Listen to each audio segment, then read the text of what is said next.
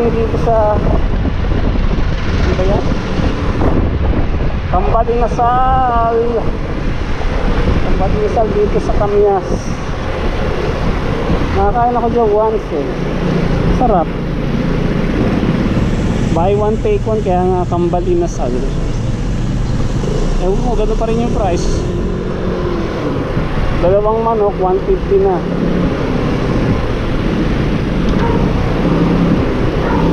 Ngayon natin kung masasarapan ng mga kids. Nagkain kami minsan ni Commander. Take out ko naman ngayon. Medyo traffic na. Okay, sana siya. Ayun, mahaba. Singit tayo. Singit! Singit mode on.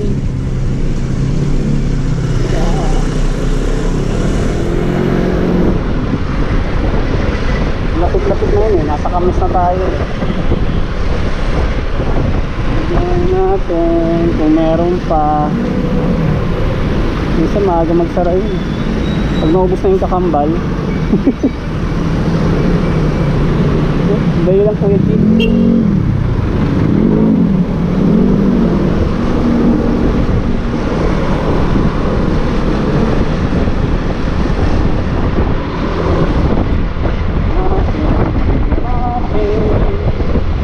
Meron pa. Kasing-kasing. Kasing-kasing street. Left turn. Yeah. Maraming kumakain dyan. Nagkataon ng lunch time. Kumain kami ni Commander. Ang daming tao. Kasi nga tapat ng opisina eh. Mapapaligira siya ng opisina. Ayan natin. Ayun, yung nag-iihaw. Ay, hindi pala dyan. Dito sa kabila. Ayan o, kambal inasal. Ayan. Ayan, kambal inasal. Meron pa. Kambal ito tayo. Okay, papaluto tayo.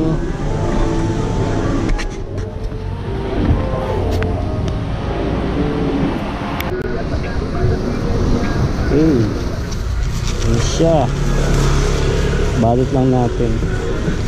Yeah. Masaya oh. Ayun.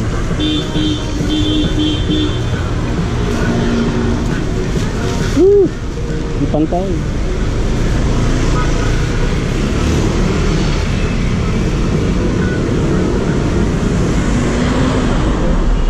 Okay.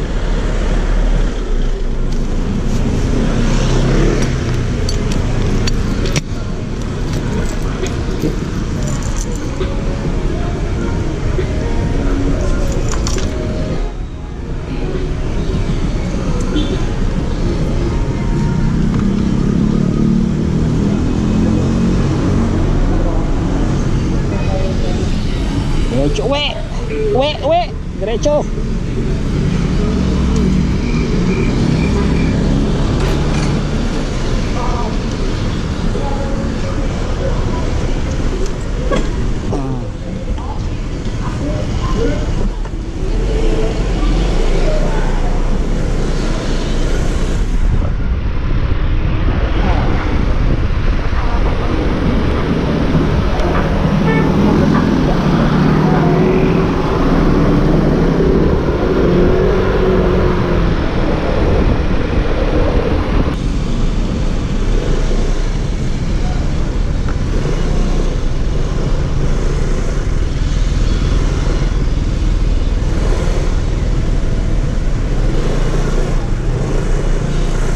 $145 pala. $145 isang order, buy one take one. Picho. Pili ka kung picho o paa. Picho o legs.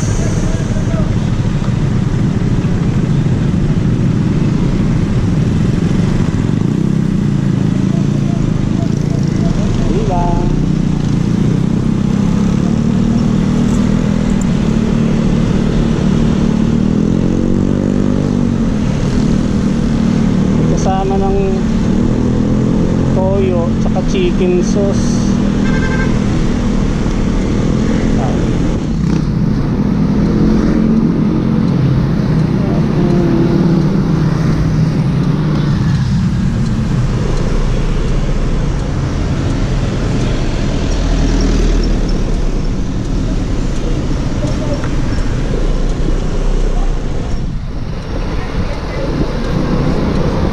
Nakain pa tayong gas eh. Mas mura dito.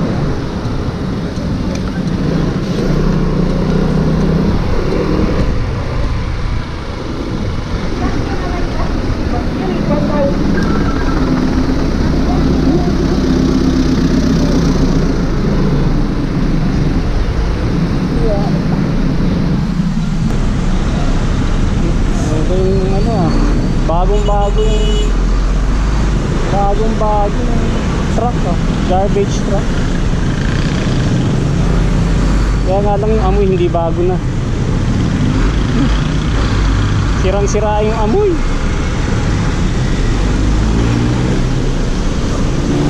Pero ayos oh.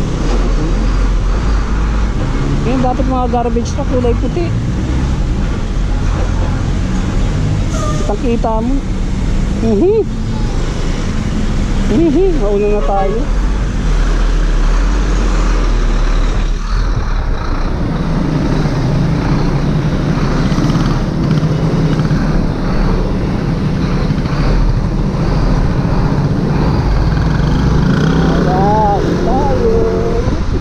Sarap ng tambay sa tricycle. Yun na naman eh. Kaliwa siya. Sa kaliwa siya, naka-hazard siya. Siguro nakakaliwa, bago yung coach mo, hindi mo siguro sira yung hazard light. Daming tao dun eh. Uy, okay. May bagong kainan na naman. Ano, yam-dum-dum? Yam-dum-dum.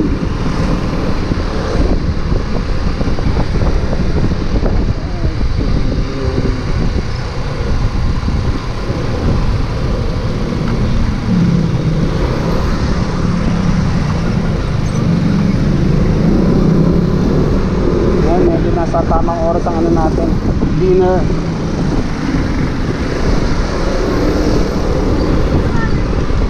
Nakaraan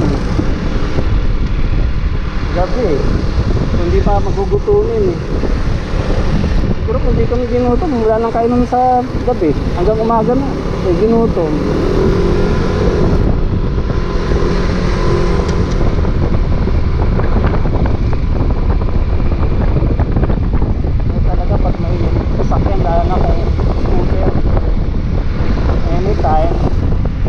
Para tayong Autobot, madaling mag-roll out.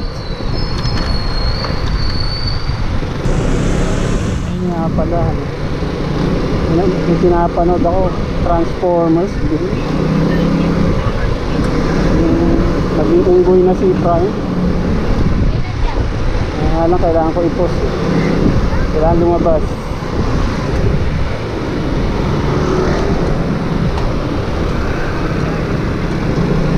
Si Prime naging unggoy. Dati napanood ko na yun sa cartoons eh. Beast Wars. High-tech na high-tech dati yung cartoon na yun. Yung tsurang cartoon na yun dati. Papanoorin mo 30 years after, ibang iba yung itsura na. Hanip talaga technology. Yung dati pixelated na mukha dati, gandang-ganda na tayo na, lalo na kami.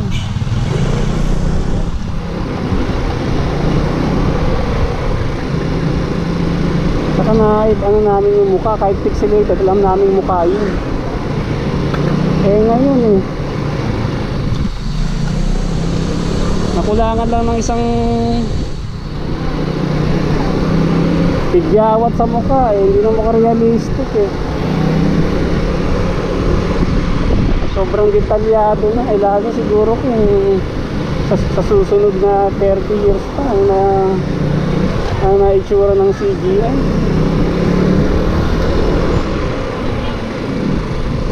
Dati cutouts lang yung graphics.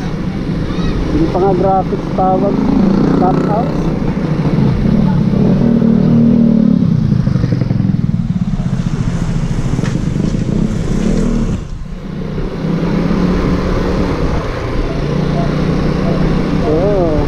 OG talaga yung Transformer dati na the movie, yung cartoons, yung kasabay ng G.I. Joe.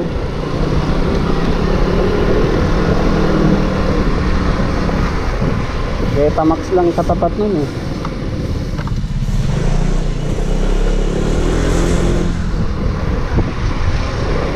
Tapos minsan nagkaroon ng ano, TV special, yung Jollibee din sa Channel 9 RPM 9. Talagang ano eh, kung tatawagin mo, binge watch talaga eh. Binge watch talaga eh, oh. Magkasunod, Transformer the movie saka G.I. Joe the movie. Siguro naman hindi na kayo may spoil, no? Namatay si Optimus Prime o isa pa lang.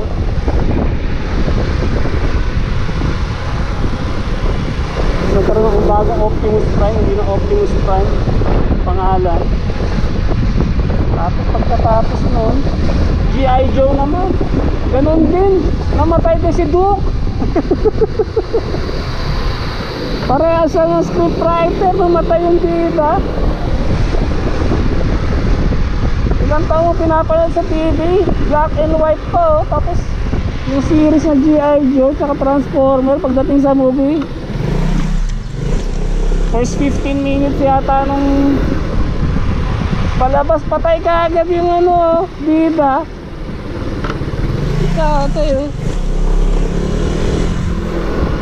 Siyempre nung bata ako nun, siyempre tinamdam ko yun, bakit pinatay yung bida. Eh ngayon, uso-uso yung patay ng bida eh. Hindi makakalahin yung bida napatay. May ibang magiging bida, mas bida. Ano eh.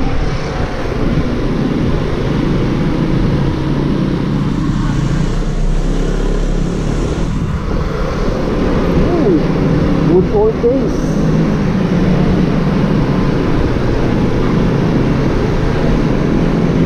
English dub pa yun, lahat English.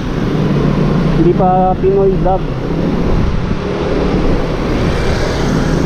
Ngayon, karamihan ng cartoons, Pinoy, Tagalog. Okay, bagong cartoons pa rin ba na tinatagalog ngayon? Wala eh. Sa Netflix nilang lahat eh. Yung mga giant networks, wala nang cartoons. Yun na inaabang ako Saturday morning saka Sunday morning. Yun. Sarap na manood ng black and white. Wala pang inch ng TV, basta TV black and white. Yan, dito na tayo. Pauwi na naman. Salamat at kakain na.